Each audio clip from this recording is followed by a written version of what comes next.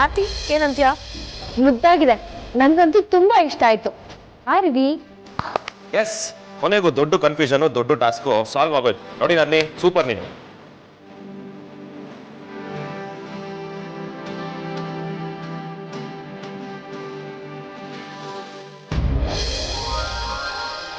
ಈಗ ಮಗು ಹೆಸರನ್ನು ಡಿಸೈಡ್ ಮಾಡ್ತಿದ್ದಾರೆ.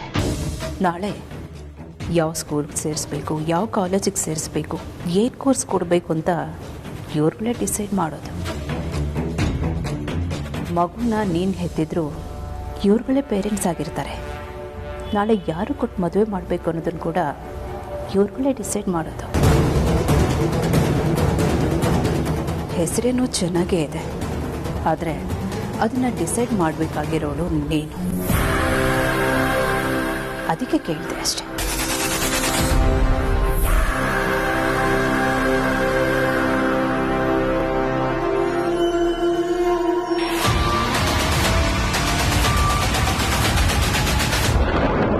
ಬಾವಾ, ನನ್ನ ಮಗುನ ಕಾನ್ವೆಂಟ್ ಸ್ಕೂಲ್ಗೆ ಹಾಕ್ತೀನಿ. ಸುಮ್ಮನಿರು ಬಾಬಾ, ಕನ್ನಡ ಸ್ಕೂಲಲ್ಲೇ ಓದ್ಲಿ. ಯಾಕೆ ನಾವೆಲ್ಲರೂ ಕನ್ನಡ ಮೀಡಿಯಮಲ್ಲೇ ಓದಿ ಇಷ್ಟ ಹತ್ರಕ್ಕೆ ಬೆಳೆದಿಲ್ವಾ? ಹಾಗಲ್ಲ ರೌಡಿನಾದ್ನಿ, ಇದು ಇಂಗ್ಲಿಷ್ ಜಮಾನ. ಕಾನ್ವೆಂಟ್ ಸ್ಕೂಲಲ್ಲಿ ಹೋದ್ರೆ ಕಮ್ಯುನಿಕೇಶನ್ ಸ್ಕಿಲ್ಸ್ ಚೆನ್ನಾಗಿರುತ್ತೆ. ಯಾವನ್ ಹೇಳಿದಂಗಂತ ಕಮ್ಯುನಿಕೇಶನ್ಗೆ ಮುಖ್ಯವಾಗಿ ಬೇಕಾಗಿರೋದು ನಾಲೆಡ್ಜ್. ಎಷ್ಟು ಸರ್ಟಿಫಿಕೇಟ್ ಸಿಕ್ಕಿದೆ, ಎಷ್ಟು ಮಾರ್ಕ್ಸ್ ಸಿಕ್ಕಿದೆ ಅಂತಲ್ಲ.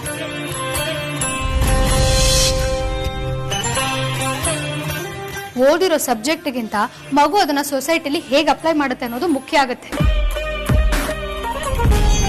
ಕನ್ವೆ ಮಾಡೋಕ್ ಮಾತ್ರ ಭಾಷೆ, ಆದ್ರೆ ಬದುಕೋಕೆ ನಮ್ಮ ಮಾತೃಭಾಷೆನೇ ಅಲ್ವಾ?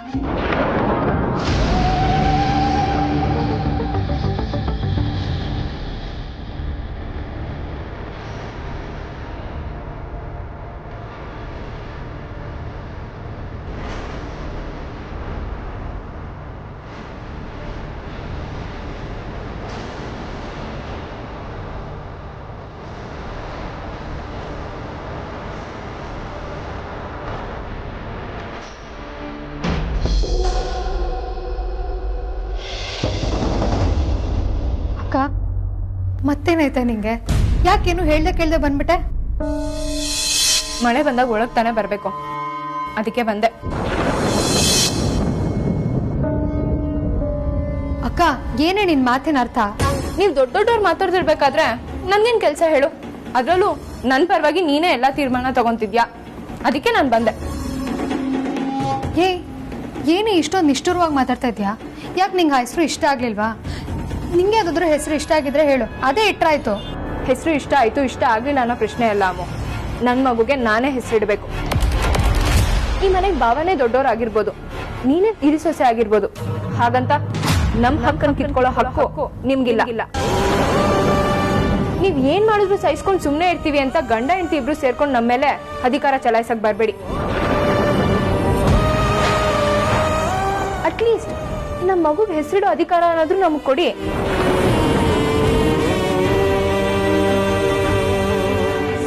ಅಕ್ಕ, ನೀನ್ ತುಂಬಾ ಬದಲಾಗಿದೆ ಕಣೆ. ಅದಕ್ಕೆ ನಾವೇನೇ ಮಾಡಿದ್ರು ನಿಂಗೆ ಈ ನಡುವೆ ಎಲ್ಲ ತಪ್ಪಾಗೆ ಕಾಣ್ತಿದೆ. ಕಣ್ಣಿಗೆ ಕಾಮಾಲೆ ರೋಗ ಬಂದ್ರೆ ಅದಕ್ಕೆ ಮೆಡಿಸಿನ್ ಇದೆ, ಆದ್ರೆ ಮನ್ಸಿಗಿಂತ ರೋಗ ಬಂದ್ರೆ ತುಂಬಾ ಕಷ್ಟ ಕಣೆ. ಈ ಪ್ರಪಂಚದಲ್ಲಿ ತಪ್ಪು ಮಾಡಿದೀನಿ ಅಂತ ಒಪ್ಕೊಳ್ಳೋದು ತುಂಬಾ ಕಡಿಮೆ ಜನ. ಆ ಕಡಿಮೆ ಜನದಲ್ಲಿ ನೀನು ಸೇರ್ತೀಯ. ಹಾಗಾಗಿ ನಿನಗೆ ಯಾವ್ದು ಸರಿ ಯಾವ್ದು ತಪ್ಪು ಅಂತಾನೆ ಗೊತ್ತಿಲ್ಲ. ನೀನ್ ಏನ್ ಮಾಡಿದ್ರು ಸರಿ ಅನ್ನೋ ಗುಂಗಲೇ ಇರ್ತೀಯ. ಅದಕ್ಕೆ ನೀನ್ ಮಾಡಿದ ತಪ್ಪು ಅಂತ ನಿನಗೆ ಅನ್ಸೋದೇ ಇಲ್ಲ.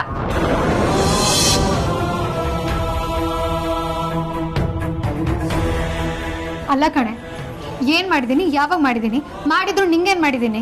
ನೀನ್ ಪ್ರತಿಯೊಂದು ವಿಷಯದಲ್ಲೂ ನನ್ಗೆ ಉಸಿರು ಕಟ್ಟಿಸ್ತಿದ್ಯಾ. ಈ ಮನೇಲಿ ನನ್ಗೆ ಅದ್ ಸ್ಪೇಸೇ ಇಲ್ಲ, ಎಲ್ಲಾ ಕಡೆ ನೀನೇ ಇರ್ತೀಯ. ನೀನ್ ತಿನ್ನು ಅಂದ್ರೆ ತಿನ್ಬೇಕು, ಬೇಡ ಅಂದ್ರೆ ಬಿಡ್ಬೇಕು. ಇಷ್ಟು ದಿನ ಬರೀ ಊಟ ತಿಂಡಿ ವಿಚಾರದಲ್ಲಿ ಅಧಿಕಾರ ಚಲಾಯಿಸ್ತಿದ್ದೆ. ಆದ್ರೆ ಈಗ ಒಂದ್ ಹೆಜ್ಜೆ ಮುಂದೆ ಹೋಗಿ ನನ್ ಲೈಫ್ ಬಗ್ಗೆನೂ ತೀರ್ಮಾನ ತಗೊಂತಿದ್ಯಾ.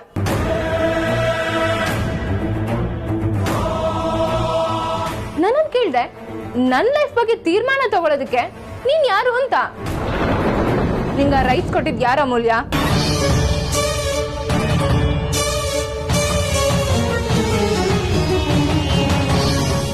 ಯಾಕೆ ಅಕ್ಕ ಇಷ್ಟೊಂದು ಹಾರ್ಷಾಗಿ ಮಾತಾಡ್ತಿದ್ಯಾ?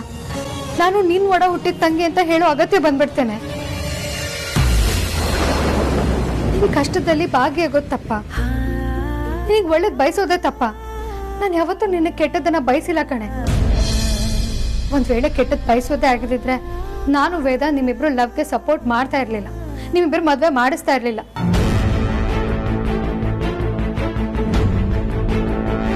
ಇಬ್ರು ಮದ್ವೆ ಮಾಡಿಸೋದಕ್ಕೆ ಎಷ್ಟು ಕಷ್ಟ ಪಡ್ತೀವಿ ಅಂತ ನಮ್ಮಿಬ್ರಿಗೆ ಗೊತ್ತು. ಏನ್ ನಿನ್ ಮಾತಿನ ಅರ್ಥ? ನೀನು ಭಾವ ಇರ್ಲಿಲ್ಲ ಅಂದಿದ್ರೆ ನಾನು ವಿಕ್ಕಿ ಮದ್ವೆನೇ ಆಗ್ತಿರ್ಲಿಲ್ವಾ?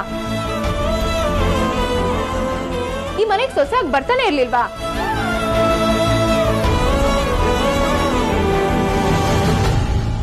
ನೀನ್ ಮದ್ವೆ ಆಗಿ ಮನೆಗ್ ಬಂದ್ರೆ ನನ್ ಗಂಡಂಗ್ ಅಪಾಯ ಇದೆ ಅಂತ ಜ್ಯೋತಿಷ್ರು ಹೇಳಿದ್ರು.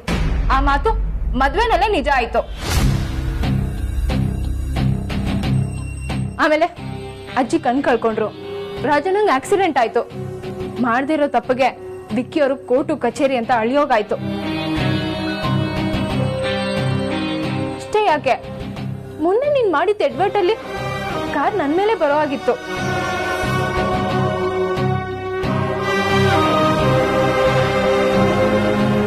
ಅಂದ್ರೆ ಇಷ್ಟೆಲ್ಲ ಆಗಿದಕ್ಕೆ ನಾನೇ ಕಾರಣ ಅಂತಿದ್ಯಾ? ಹೌದು ಕಣೆ, ನೀನು ನಿನ್ ಕಾಲ್ಗುಣನೇ ಕಾರಣ. ನೀನು ನಿನ್ ಕಾಲ್ಗುಣನೇ ಕಾರಣ.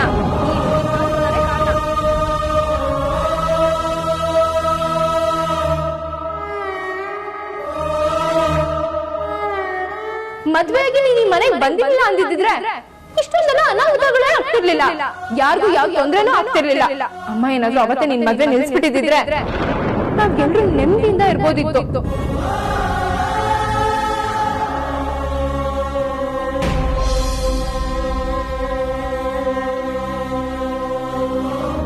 ನೀನ್ ಈ ಮನೆ ಕಾಲಿಟ್ಟ ಕ್ಷಣದಿಂದಾನೆ ನನ್ ನೆಮ್ಮದಿ, ಈ ಮನೆಯವ್ರ ನೆಮ್ಮದಿ ಎಲ್ಲ ಸರ್ವನಾಶ ಆಗೋಯ್ತು.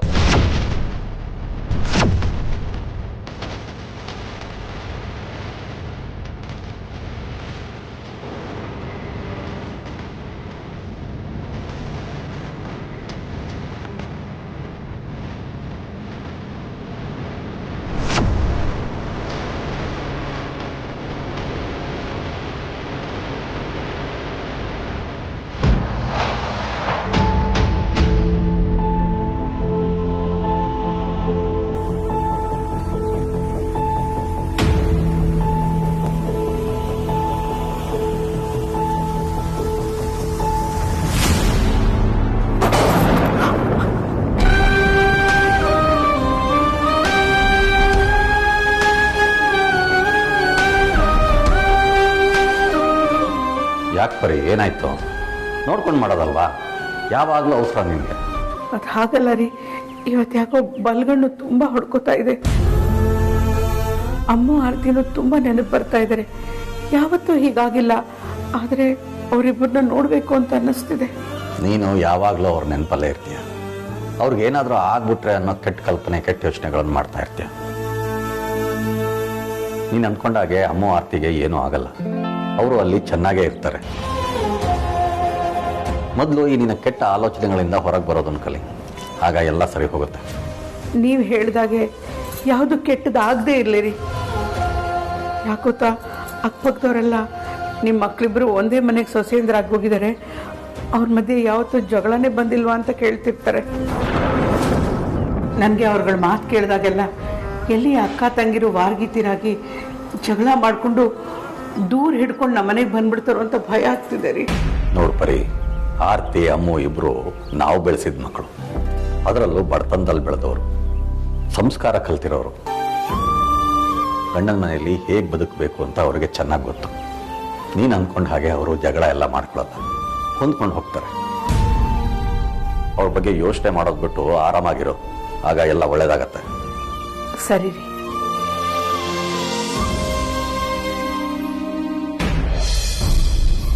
ಈ ಮನೆಗೆ ಭಾವನೆ ದೊಡ್ಡವರಾಗಿರ್ಬೋದು, ನೀನೇ ಹಿರಿಸೊಸೆ ಆಗಿರ್ಬೋದು, ಹಾಗಂತ ನಮ್ ಹಕ್ಕನ್ನು ಕಿತ್ಕೊಳ್ಳೋ ಹಕ್ಕು ನಿಮ್ಗಿಲ್ಲ. ನೀನ್ ಪ್ರತಿಯೊಂದು ವಿಷಯದಲ್ಲೂ ನನ್ಗೆ ಉಸಿರು ಕಟ್ಟಿಸ್ತಿದ್ಯಾ. ಈ ಮನೆ ನನ್ಗೆ ಸ್ಪೇಸೇ ಇಲ್ಲ, ಎಲ್ಲಾ ಕಡೆ ನೀನೇ ಇರ್ತೀಯ. ನನ್ನ ಕೇಳ್ದೆ ನನ್ನ ಲೈಫ್ ಬಗ್ಗೆ ತೀರ್ಮಾನ ತಗೊಳ್ಳೋದಕ್ಕೆ ನೀನ್ ಯಾರು ಅಂತ. ನೀನ್ ಈ ಮನೆ ಕಾಲಿಟ್ಟ ಕ್ಷಣದಿಂದಾನೆ ನನ್ ನೆಮ್ಮದಿ, ಈ ಮನೆಯವ್ರ ನೆಮ್ಮದಿ ಎಲ್ಲ ಸರ್ವನಾಶ ಆಗೋಯ್ತು.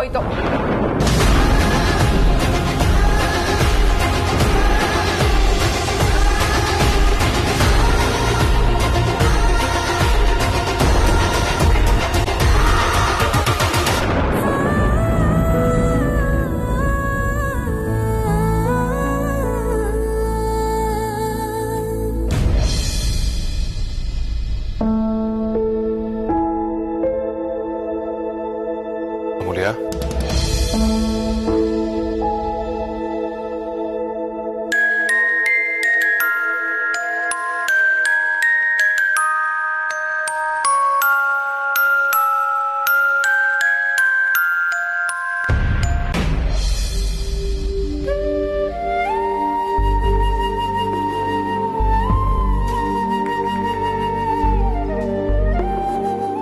ಅವರೇ, ಏನು ಬೇಜಾರು ಮಾಡ್ಕೊಳ್ಬೇಡಿ. ವಿಕ್ಕಿ, ನನ್ನ ಪಾಡಿಗೆ ಇರಕ್ ಬಿಟ್ಬಿಡಿ. ಅಲ್ಲ ಹೆಂಡತಿ, ನಾನು ಹೇಳೋದು ಸ್ವಲ್ಪ ಕೇಳಿ.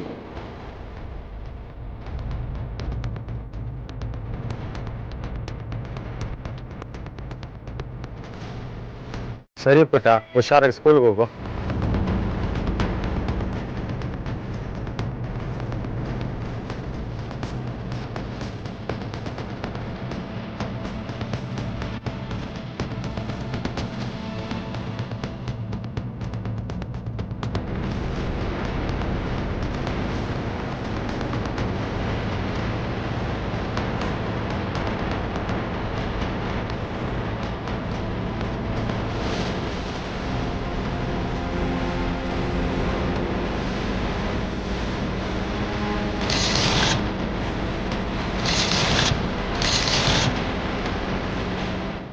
ರಾಣಿ, ನೀನು ನನ್ನ ಜಾಣ ಮರಿ ಅಲ್ವಾ? ಪ್ಲೀಸ್ ಕಣೆ, ನೀನಾದ್ರೂ ನನ್ನ ಜೊತೆಗೆ ಇರ್ತೀಯ ಅಂತ ನಾನು ತುಂಬ ನಂಬಿದ್ದೀನಿ. ಪ್ಲೀಸ್ ಸ್ಟಾರ್ಟ್ ಆಗು.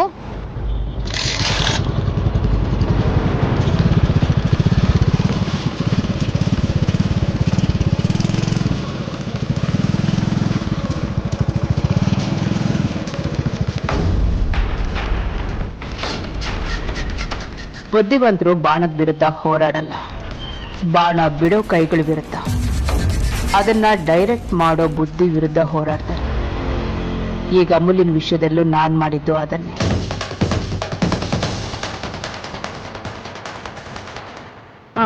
ಅಣ್ಣ, ಅರ್ಜೆಂಟಾಗಿ ನನಗೊಂದು ಕ್ಯಾಬ್ ಬುಕ್ ಮಾಡಿಕೊಡಿ. ಆಯ್ತು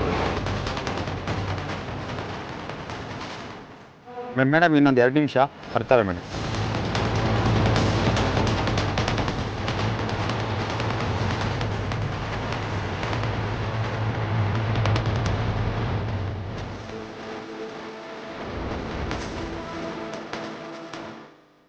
ಬಂದಿದೆ ಮೇಡಮ್.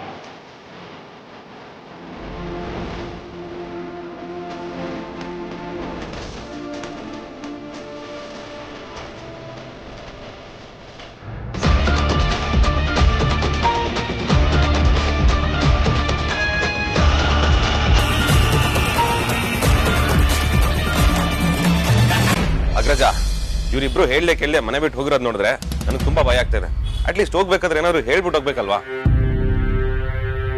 ಈ ತರ ಸಡನ್ ಆಗಿ ಹೋದ್ರೆ ನಾವೇನಂತ ಅನ್ಕೊಳ್ಬೇಕು? ಅಟ್ಲೀಸ್ಟ್ ಅವ್ರು ಎಲ್ಲೋಗಿದ್ದಾರೆ ಅಂತ ನಿಮ್ಗೆ ಐಡಿಯಾ ಇದೆಯಾ? ಇವ್ರ ಮುಂದಿನ ಮೂವ್ ಏನು ಅಂತ ನನ್ನ ಕೈಲಿ ಗೆಸ್ ಮಾಡೋದಕ್ಕೆ ಆಗ್ತಿಲ್ಲ ವಿಕ್ರಾಂತ್. ಯಾಕೋ ಯಾವುದು ಸರಿ ಇದೆ ಅಂತ ಅನ್ನಿಸ್ತಿಲ್ಲ. ಏನ್ ಮಾಡ್ಬೇಕು ಅಂತಾನೂ ಗೊತ್ತಾಗ್ತಿಲ್ಲ. ನಾನು ಗೆಸ್ ಮಾಡ್ಬಂದೆ.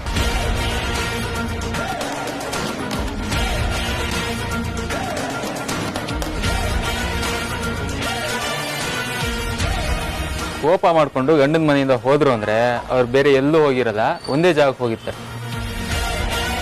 ಯಾವ ಜಾಗ ಸಾರ್ಥಕದು? ಇನ್ನೆಲ್ಲ ಹೋಗಿರ್ತಾರೆ. ಹೆಣ್ಮಕ್ಳು ಗಂಡನ ಮನೆಯಲ್ಲಿ ಜಗಳ ಮಾಡ್ಕೊಂಡಾಗ ತವ್ರ ಮನೆಗೆ ತಾನೇ ಹೋಗೋದು. ಇವರು ಅಷ್ಟೇ, ತವ್ರ ಮನೆಗೆ ಅಮ್ಮನ ಮುಂದೆ ಕಂಪ್ಲೇಂಟ್ ಮಾಡಕ್ ಹೋಗಿರ್ತಾರೆ. ಇಬ್ಬರು ಅಲ್ಲಿಗೆ ಹೋಗಿದ್ದಾರೆ ಅಂದ್ರೆ ಅಲ್ಲಿಗೆ ಅಷ್ಟೇ ಕತೆ. ವಿಕ್ರಾಂತ್, ಯಾವುದಕ್ಕೂ ಮೆಂಟಲಿ ಪ್ರಿಪೇರ್ ಆಗಿರು. ನಾವು ಅಲ್ಲಿಗೆ ಹೋಗ್ಬೇಕಾಗತ್ತೆ. ಅಲ್ಲ ಬಾವ, ಎಲ್ಲ ಓಕೆ. ಹಳಿ ಅಂದ್ರಾಗಿ ನಮ್ಮ ಮಾನ ಮರ್ಯಾದೆ ಎಲ್ಲ ನಮ್ಮ ಮಾವನ ಮನೇಲಿ ಹೋಗುತ್ತಲ್ಲ, ಅಂದ್ರೆ ಇವ್ರು ಮಾಡೋದು ಕರೆಕ್ಟಾ? ಸಂಸಾರದಲ್ಲಿ ಯಾವಾಗಾದ್ರೂ ಇಂಥ ಸಂದರ್ಭ ಬಂದೇ ಬರುತ್ತೆ ವಿಕ್ಕಿ. ಬರಲ್ಲ ಅನ್ಕೊಂಡಿದೆ, ಬಂದ್ಬಿಟ್ಟಿದೆ. ಅಗ್ರಜ, ಇನ್ಮೇಲೆ ನಮ್ಗೆ ನೆಮ್ಮದಿ ಇರಲ್ಲ.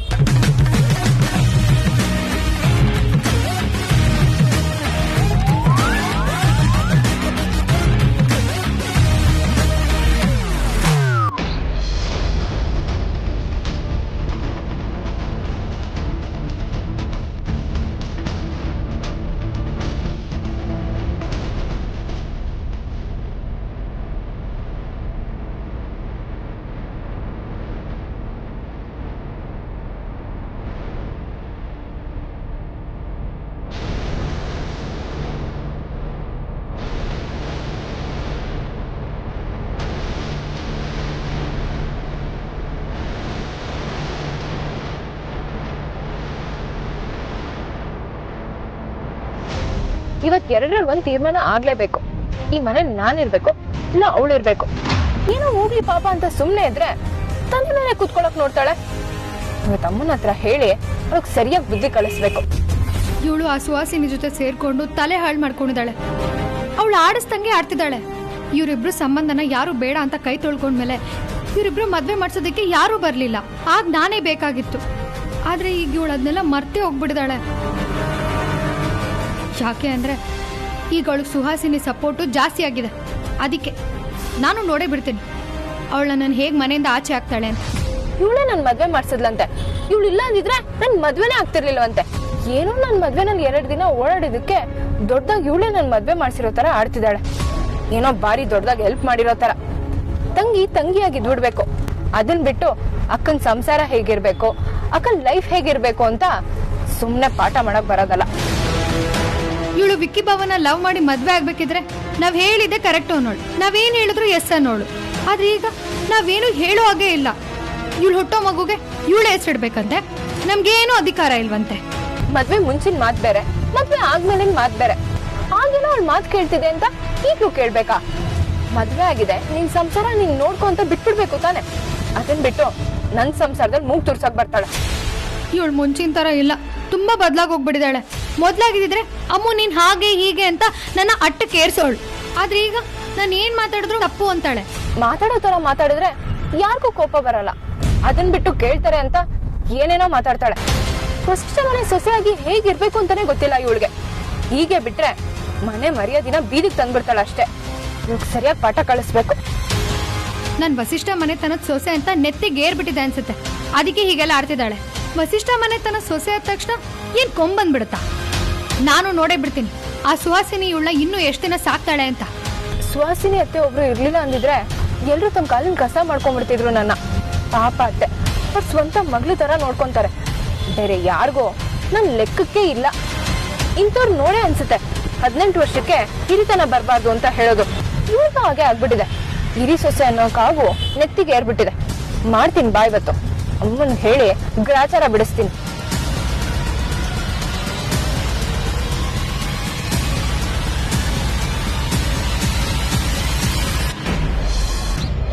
ವಿಕ್ರಾಂತ್, ನನಗೆ ಯಾಕೋ ಇದಕ್ಕೆಲ್ಲ ನೀನೇ ಕಾರಣ ಅನಿಸ್ತದೆ. ನೀನ್ ಹೀಗೆ ಮಾಡದೇ ಇದ್ದಿದ್ರೆ ಈ ರೀತಿ ಆಗ್ತಾನೆ ಇರ್ಲಿಲ್ವಲ್ಲ. ಏನ್ ಹೇಳ್ತಿದ್ಯಾ ಅಗ್ರಜ? ನಾನೇನ್ ಮಾಡ್ದೆ? ಆರ್ತಿ ಹೇಳ್ತಿರೋದು ಸರಿ ಇದೆ.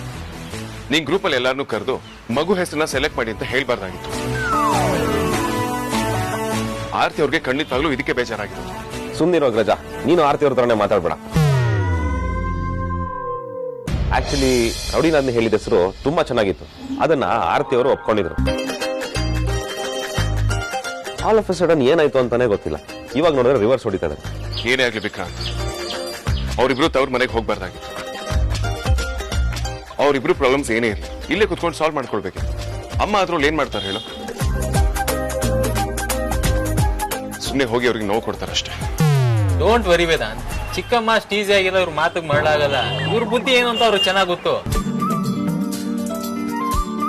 ಹೆಣ್ಮಕ್ಳು ಮುಖ ಓದಿಸ್ಕೊಂಡು ಮನೆಗೆ ಬಂದಾಗ ಅಯ್ಯೋ ನಾವಿದೀವಿ ನಿಮಗೆ, ನೀವ್ ಇಲ್ಲೇ ಇರು ಅಂತ ಮನೆ ಹೊಡಿಯೋ ಅಮ್ಮ ಅಲ್ಲ ಅವರು. ಇವ್ರಿಗೆ ಬುದ್ಧಿ ಹೇಳಿ ಅಗತ್ಯ ಇದ್ದರೆ ತಲೆಗೊಂದು ಬಿಟ್ಟಾದ್ರೂ ಇಲ್ಲಿಗೆ ವಾಪಸ್ ಕಳಿಸ್ತಾರೆ. ಅಪ್ಪಿ ತಪ್ಪಿನೂ ನಿಮ್ ಬಗ್ಗೆ ಅಪಾರ್ಥ ಮಾಡ್ಕೊಳ್ಳಲ್ಲ. ಸಾರ್ಥಕ್, ಅಕ್ಕ ತಂಗಿರ್ ಮಧ್ಯೆ ಇಷ್ಟೊಂದು ನಡೆದಿದೆ ಅಂದ್ರೆ ಯಾವ ತಾಯಿಯಾದ್ರೂ ಬೇಜಾರು ಮಾಡ್ಕೊಳ್ಳೋ ಸಹಜನೇ ಅಲ್ವಾ? ಇಲ್ಲ ವೇದಾಂತ್, ಚಿಕ್ಕಮ್ಮ ಸ್ಟೀಸಿಯಾಗಿಲ್ಲ, ಯಾವ ಪಕ್ಷದ ಪರವಾಗೂ ನಿಲ್ಲಲ್ಲ. ಇನ್ ಇವ್ರ ವಿಷಯದಲ್ಲಂತೂ ಸಾಧ್ಯನೇ ಇಲ್ಲ ಬಿಡಿ. ಬೇಕಿದ್ರೆ ಇವ್ರಿಗೆ ಬೈದು ಕಳಿಸ್ತಾರೆ ಹೊರತು ಅವ್ರು ಬೇಜಾರು ಮಾಡ್ಕೊಳ್ಳೋ ಸೀನ್ ಎಲ್ಲ ಇಲ್ಲ. ಬಾಸ್, ಇದಕ್ಕೆ ಒಂದು ಸೈನ್ ಮಾಡ್ಬೇಕಿತ್ತು. ಶ್ರೀಕಾಂತ, ಸ್ವಲ್ಪ ಕಾಮನ್ ಸೆನ್ಸ್ ಇಲ್ವಾ ನಿಮ್ಗೆ? ನನಗೆ ಸೈನ್ ಮಾಡೋದು ಅಷ್ಟೊಂದು ಇಂಪಾರ್ಟೆಂಟಾ? ಫ್ಯಾಮಿಲಿ ಇಶ್ಯೂ ಬಗ್ಗೆ ಮಾತಾಡ್ತಿದೀವಿ ತಾನೆ. ಆಫೀಸಲ್ಲಿ ಎಂಟ್ರಿ ಮಾಡ್ತಿದ್ದೀರಾ, ಅಲ್ಲಿ ಸೈನ್ ಮಾಡಿಸ್ಕೊಳಕ್ಕ ಅಲ್ವಾ? ಸೈನ್ ಮಾಡಿಸ್ಕೊಳ್ಳೋದಕ್ಕೆ ಮನೆ ತನಕ ಬರ್ಬೇಕು. ಈ ಮನುಷ್ಯ ಯಾವ ಟೈಮಲ್ಲಿ ಹೇಗಿರ್ತಾರೆ ಅಂತಾನೆ ಹೇಳಕ್ಕಾಗಲ್ಲ. ಇವತ್ತು ಸೈನ್ ಮಾಡಿಸ್ಕೊಂಡು ಈ ಫೈಲ್ನ ಕಳಿಸ್ಬೇಕು ಅಂತ ಹೇಳಿದ್ದು ಇವರೇ. ಈಗ ಯಾಕೆ ಬಂದೆ ಅಂತ ಕೇಳ್ತಿರೋದು ಇವರೇ.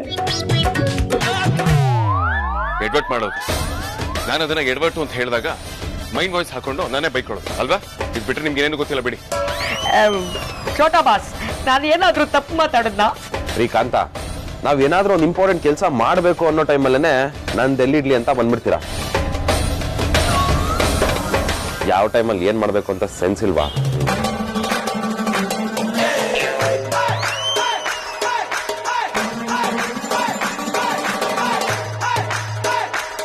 ಇವತ್ತು ನಾನು ಲೆಫ್ಟು ಅಲ್ಲ ರೈಟು ಅಲ್ಲ ಅಂತ ಅಂಗಾತ ಮಲಗಿದ್ದವನು ಹಾಗೆ ಎದ್ಬಿಟ್ಟಿದ್ದೀನಿ ಅನ್ಸುತ್ತೆ.